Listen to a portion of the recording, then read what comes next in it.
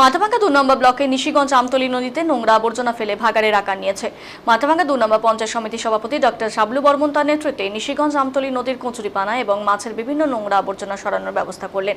এমনকি তিনি বলেন, নদীতে যদি কোনো নোংরা আবর্জনা ফেলেন সেই ব্যক্তিকে 500 টাকা জরিমানা করা হবে।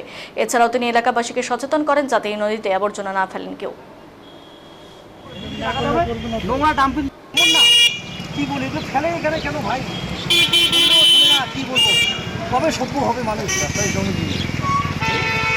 মাথাভাঙ্গা 2 পঞ্চায়েত সমিতির উদ্যোগে আমরা নিশিগঞ্জবাসীর সার্বিক যে কল্যাণ এবং সুস্বাস্থ্যের কথা মাথায় রেখে নদী পরিষ্কার এবং জঞ্জাল সাফাইয়ের প্রচেষ্টা গ্রহণ করেছি।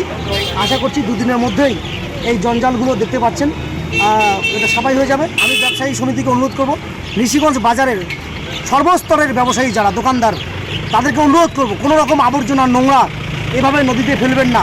নদী আমাদের প্রাণ, যদি নদী নষ্ট হয়ে যায় আমাদের সভ্যতা নষ্ট হয়ে যাবে। আমি অনুরোধ করব, এরপর আমরা প্রশাসনের পক্ষ থেকে এটাও সতর্কীকরণ করার পর যদি কেউ না শোনেন, আমরা এখানে সাইনবোর্ড লাগিয়ে দিয়ে আমরা নির্দেশিকা জারি করব, যদি কেউ এই নদীতে আমাদের লাইফ লাইনে কেউ যদি নোংরা আবর্জনা ফেলে তাকে যদি দেখা হয় তার 500 টাকা জরিমানা আমরা করব। কারণ নদী এটা একক কোনো ব্যক্তির নয়, এটা হচ্ছে সর্বজনের জীবনের বাঁচার রাস্তা। অতএব এটা আমরা কিন্তু উদ্যোগ গ্রহণ করব। এরপর অন্য কেউ যদি কোনো প্রশ্ন তোলে তাহলে আমরা কিন্তু তারও আইনানুগ ব্যবস্থা গ্রহণ করব। নোংরা ডাম্পিং গ্রাউন্ড বাইরে